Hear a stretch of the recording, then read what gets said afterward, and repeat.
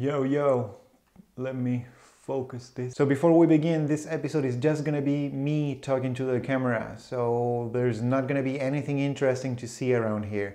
I'm sorry about that, but you can leave me on the background and do some other stuff while I talk about all the stuff on the channel and my life. So I hope you're okay with that, and let's go with the video. And my glasses are always dirty because I use them all day. I can't take them out. I'm super blind.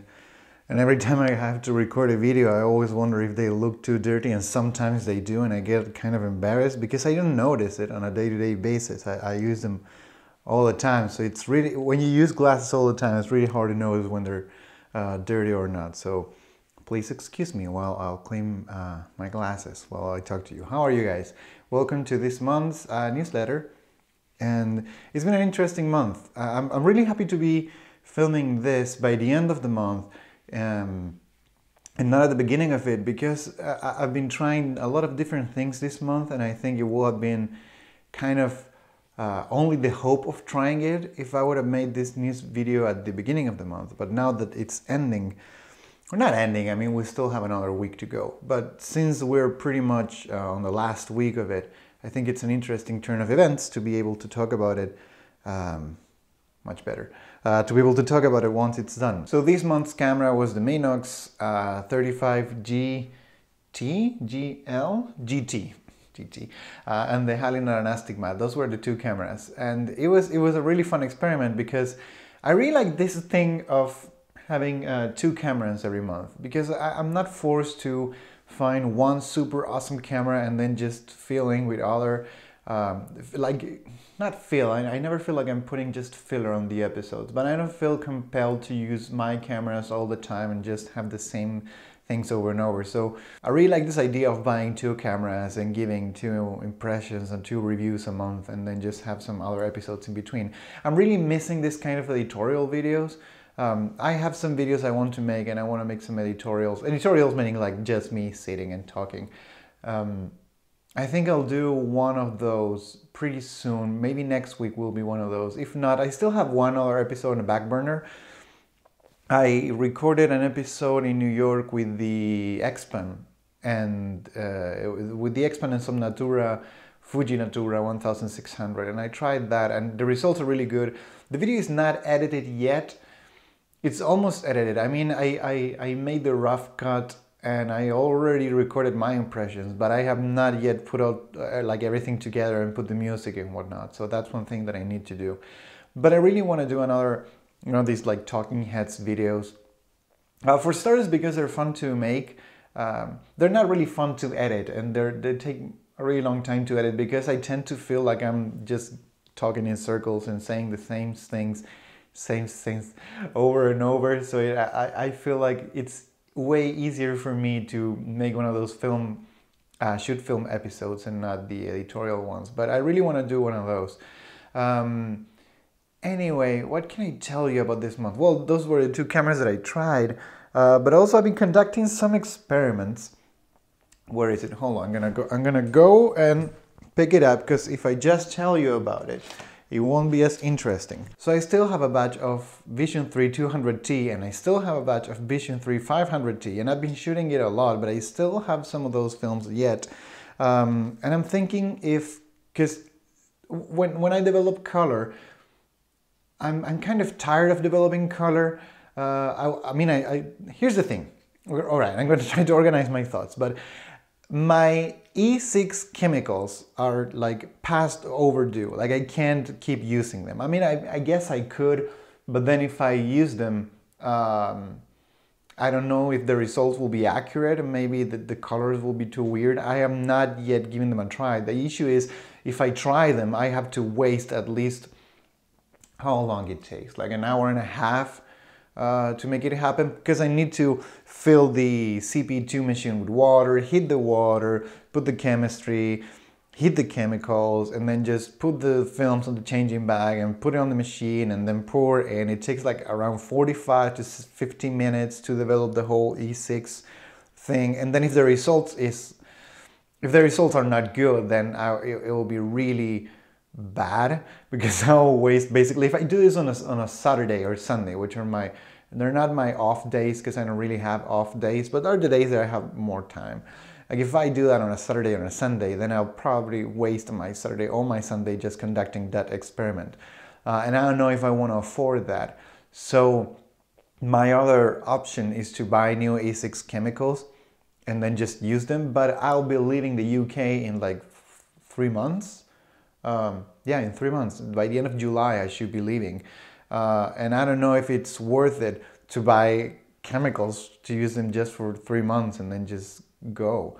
And to develop, it's like 3 rolls or something. So I don't know if the trade-off of buying chemicals just for developing that little amount of, films is worth it.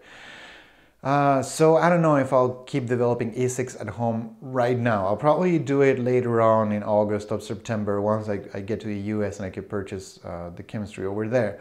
But I'm currently only developing in black and white and color. So since I'm developing only black and white and color, I've been developing color like fairly easy. I get a camera and I just try it with the with some color film, and then I just develop it and that's it. But I've been finding lately that it also takes quite some time to develop in color, because even though it's easier and I can do it without using the machine, at the same time I have to be very attentive on the chemicals. Not very attentive. I can still do it in a pretty brute way, but it takes like at least 30 or 40 minutes to develop a roll. And so I'm constantly stacking up on rolls. So then when I develop, I don't know, 8 rolls at a time. But if I develop 8 rolls at a time, I have to use the machine because I don't have like a big tank. I used to have a big tank, but I broke it. So I need to use the machine if I'm going to develop a bunch of film. So I'm constantly on this trade-off of, should I just develop 1 roll and waste or use 40 minutes of my time on 1 or 2 rolls? Or do I just go with the machine and wait until I have like 6 rolls and use the machine, and that takes like an hour or something? So that it's that difference that constantly pulls me back. Besides, the other issue is that the 500T and the 200T, they have remjet. It usually stains the machine and stains the reels, and it's kind of a mess. And I have never had pretty good results on Vision 3 200T or 500T using the CP2 machine. I get better results if I develop them myself. I always develop it myself, but if I develop it with a developing tank. So all of this that I'm saying is that I found that you can develop any movie film in black and white using black and white chemicals. So that's what I've been doing lately. I don't know if you can see them, probably not so well, but I started doing this for the reasons that I already told you, because the films are taking too long to develop. And if my only interest is to see if a camera is working, meaning if it doesn't have light leaks, or if the images are turning out okay, if the lens has no fungus, or if the shutters are working at the speed that they say they should work, or if the aperture is working as it should work, all those technical things that I need to try, and I cannot test without shooting a roll. The issue is every time I need to shoot a test film, it takes so much time. So I just discovered that I can develop in black and white the Vision films, and it's been really, it's been a great discovery because it's saving me so much time. Developing black and white it might be like 20 minutes if we take into account like the washing and the drying with a towel and whatnot. So it's not as bad as 45 minutes or an hour. And they look pretty cool. They don't look amazing, but they work as a black and white film, as a black and white negative. So that's pretty cool in my book. I'm really excited about this. I think I will do an episode about this. I need to get better with the technique because right now the negatives feel a bit flat. They work, they have a good latitude, but they could be better. I reckon they could be better. So that's what I'm going to try to do. So that's what I've been doing. I purchased this Rolly a while ago. I told you about this. Now that I have a Rolleiflex and I have tried it and I've shot a couple of rolls through it, I can say I am not exactly a big fan of the camera. I don't know what it is. I think, well, this camera in particular needs some lubrication because the focusing is not super buttery smooth. And the issue that I have with the Rolleiflex, that I've always had with the Rolleiflex, is the screen. The screen is too dim.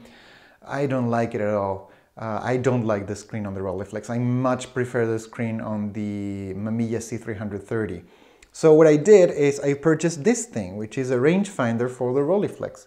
And the way it works is you put it like this, and now I see through here, and I can focus, and I see like a split image, and then when okay, there's in focus, and I don't know, for infinity it's over here, and if I want to make like something closer, it's over here. So it's fairly easy to use. I have not yet shot a test roll using this, mostly because whenever I shoot a test roll on medium format, it takes a lot of time to like scan it. That's the main issue. So I have not yet tested this. I will probably do an episode with this thing before leaving, because I want to take this camera to a test run around Hastings, probably at night, so I can use the rangefinder in a better way. Because if I use it by day, then it makes no sense, right? It's fairly easy to focus with a really closed lens and just shooting in broad daylight. But if I use it at night, it might be a really interesting thing, because this Rolleiflex is a 2.8E, so I can really use the wide lens. Also, the other news is that A Parade of Strangers has a second edition. It's the third edition, isn't it? Yeah, it's the third edition. So it has a third edition. So now A Parade of Strangers and Several Hours Ahead are both for sale on my Etsy shop. So if you were one of those who wanted both books for sale again, they're for sale again on my Etsy, and I'm really happy about this particular copy. Here I have the old version. Here it is. I have the old version and the new version. Of course, the old version is more like luxurious, and it has like a spine. It has like the cover is better, and the paper is super shiny. But I think the paper on the new edition is not so shiny, but it retains more contrast, if that makes sense. I don't know, they're clearly two separate and different editions. They're not the same, but I'm not gonna do this edition ever again because it was too expensive. So I will be shipping this. I'm shipping every week my copies of this and the Several Hours Ahead scene. So if you want to purchase one of these, just do so, and it will be on your door fairly soon. What can I tell you guys? This is everything I have to say about the channel. That's all that's been happening. I've been scanning a lot and shooting some test films and buying some cameras. I'm always buying cameras and trying them out, and then seeing if they work or not, and then sending them back or not. This month I was lucky because the cameras for next month, I already have them. I will announce them fairly soon, but I just conducted the experiments and the test rolls, and they're working fine. That's been good. I'm nervous, to be honest. I'm nervous about the Colombia thing. I'm nervous about moving abroad. Everything is making me nervous and stressed, because here's the thing. These last days, I feel like it's really hard to concentrate on anything. Not that I'm stressed out about anything in particular, but I'm stressed out about all the things that need to be done, and I see that around me nothing has changed. That's a weird thing to say, but it's true. Like if I see my room, it's like I'm never going to leave this place because there's nothing packed and nothing has changed. And I know I'm gonna leave this place in 3 months' time, but everything is just like nothing's gonna happen. So I know when you're about to move abroad, or when you're about to change homes, there's one point in which you start putting your things in boxes and everything starts to look like less homely, less welcoming. Well, this has not yet happened to our place. Everything is like normal. So we're applying for the visas, and the visa thing, it's kind of stressful because there's so many papers we need to sort out. We're trying to make this without a lawyer because that's too expensive, so we're making this as we can. I'm fairly good at filling visa forms. This is my third visa application. I applied for one in Germany, I applied for one in the UK, and now I'm applying for one in the US. I'm applying for my visa, and I'm also helping out Fran with her visa, which is another one. So it's not as straightforward or as easy as it could be. And that consumes a lot of worrying mental space, if you want to put it that way. So that's being intense. So that's on one side. But also it's been interesting for me to think about what's gonna be with my life, like what is it gonna look like once we move over there, because everything's gonna change for sure. I'm trying to see how many things I can carry with me. That's another issue, that it's not a minor issue at all. I have the scanners, I have a bunch of cameras, I have like machines for developing. I'll probably have to sell everything in here and then purchase everything there all over again. I don't know how long will that take me. That's also a confusing and complicated thing. I'll probably just open an eBay store and sell everything that I have, or most of the things that I have. When we went to the US, I left some things over there.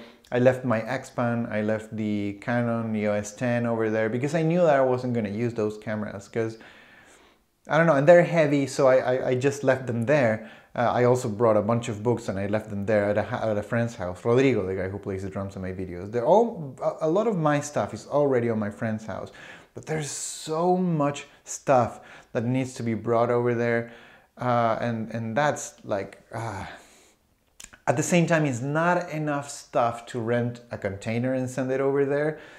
It's not worth it. A container is too expensive, so I'll rather just sell everything and move and then buy everything all over again. But that process has me like, I'm not looking forward to that. And I know that's coming. Like, I know that's gonna happen in like a month or something. So I'm like buying time and relaxing and reading and trying to do all the things that I know I won't be able to do. So I'm like catching up on my phenomenology of spirit reading. I'm catching up on some books that I know I'm gonna need to be familiar with once I get into Colombia. So there's stuff that I need to sort and read and get my head around as fast as possible, and I've been doing that.